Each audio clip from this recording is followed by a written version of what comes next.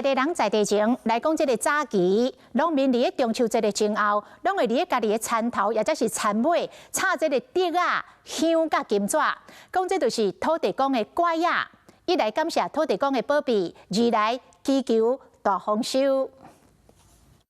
田边插一支竹仔，唔知有啥物用途。传统农民拢会伫咧中秋节前后，伫咧因兜的田头田尾插一支土地公乖仔，感谢土地公保庇，嘛祈求大丰收。中秋节前后，农民拢会伫伊的田头遐会做一支土地公乖啊，希望讲今年有法度大丰收，好年冬安尼。林家良讲，土地公乖仔伫咧早期农业社会是真抢在看到，不过随时代改变，这项传统嘛渐渐啊失去。阮知影了，阮嘛希望甲咱较早鼓励甲延续落去，哦，咱后一辈的囡仔来知影讲，这是较早的文化资产。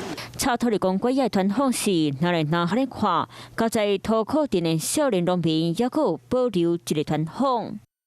Hello， 我是雷亚。想要抢先掌握最及时的新闻资讯吗？赶快订阅、按赞、开启小铃铛，锁定华视新闻 YouTube 频道。